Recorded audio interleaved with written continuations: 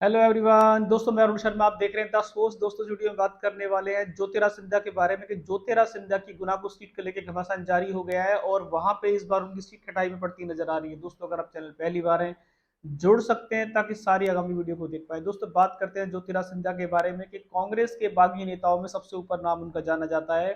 कांग्रेस में जब उनकी इच्छा पूर्ति नहीं हुई थी तो उन्होंने बीजेपी का दामन थाम लिया और बीजेपी में काफी गाल बजाते रहे।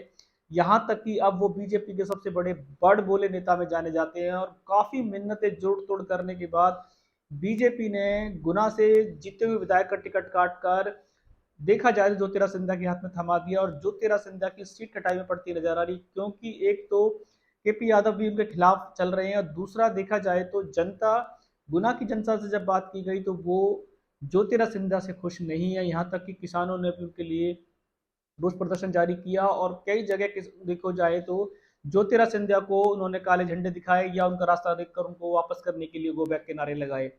ज्योतिरादित्य सिंधिया बीजेपी के बड़बोले नेताओं में जाने जा रहे हैं और कांग्रेस को जमकर भड़ास निकाल रहे हैं। पर अगर बीजेपी ने जितना बड़ा दाव ज्योतिरादित्य सिंधिया के ऊपर लगा दिया है, क्या ज्योतिरादित्य सिंधिया बीजेपी की उम्मीदों पर खरा उतरेंगे? क्योंकि ज्योतिरादित्य सिंधिया के लिए बीजेपी ने अपने जिताऊ नेता के पी यादव का टिकट काट कर उनको टिकट दे दिया गया जो कांग्रेस के हारे हुए नेताओं में जाने जाते हैं।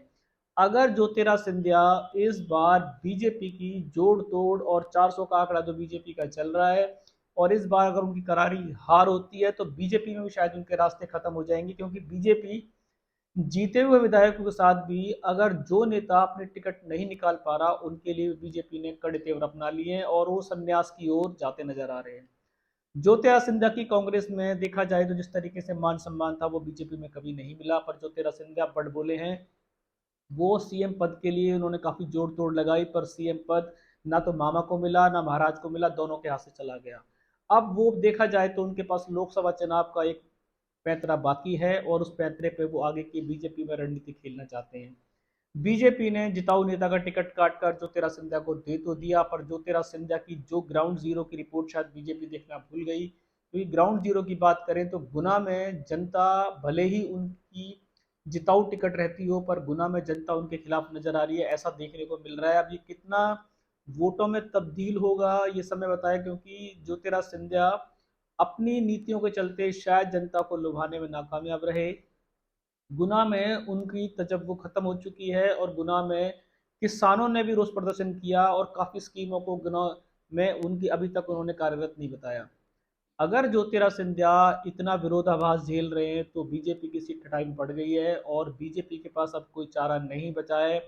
वो मोदी जी का चेहरा इस्तेमाल करेंगे, कमल का चेहरा इस्तेमाल करेंगे, पर ज्योतिरादित्य सिंधिया के लिए लड़ाने के लिए जिताने के लिए बीजेपी ताबड़तोड़ प्रदर्शन करेगी, काफी सारी रैलियां रखी जाएंगी। अगर उसके बावजूद भी ज्योतिरादित्य सिंधिया का टिकट नहीं निकलता है तो ज्योतिरादित्य सिंधिया का गुना उनके लिए हमेशा के लिए हाथ से चला जाएगा, क्योंकि कांग्रेस तो में उनका कुछ पता नहीं और बीजेपी आने वाले समय में ऐसे हारे हुए नेता को कभी टिकट नहीं देगी।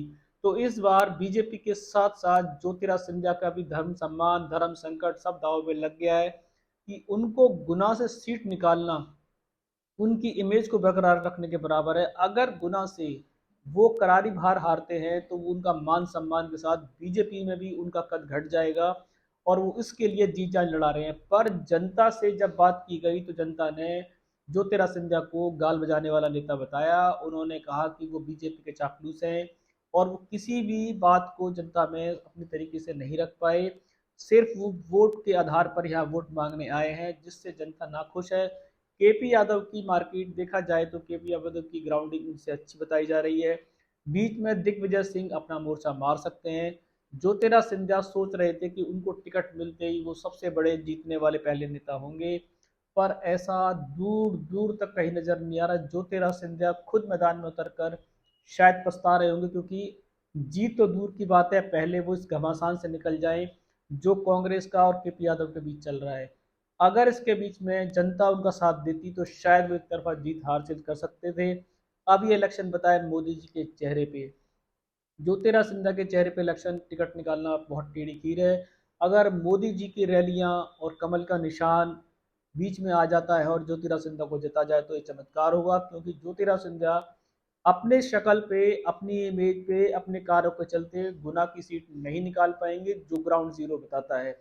जनता जिस तरीके से रोष जाहिर कर रही है, अगर ये रोष वोटों में तब्दील हो गया तो गुना से ज्योतिरादित्य सिंधिया का गढ़ हमेशा के लिए समाप्त हो जाएगा। दोस्तों फिलहाल गुना में ज्योतिरादित्य सिंधिया का प्रदर्शन, लोग प्रदर्शन कर रहे हैं और उनके खिलाफ रोड प्रदर्शन कर रहे हैं और जनता उनसे आने के लिए मना कर रही है। उसके बावजूद भी ज्योतिरादित्य सिंधिया इस टिकट को कैसे निकालेंगे, ये कश्मकश में है। बीजेपी ने टिकट देने से पहले शायद ग्राउंडिंग रिपोर्ट देखना भूल गई, पर बीजेपी को शायद इस पे अब जी तोड़ मेहनत करनी पड़ेगी, तभी बीजेपी की टिकट निकलेगी। दोस्तों हमने इस रुझान पर नज़र बनाई है। हमें कोई नया अपडेट मिलेगा हम समय से पहले बताएंगे। अगर आप चैनल पहली बार जुड़ सकते हैं ताकि सारी वीडियो को देख पाएँ। दोस्तों मैं अरुण शर्मा मिलूंगा नई सोच के साथ, तब तक अपना ध्यान रखें। नमस्कार।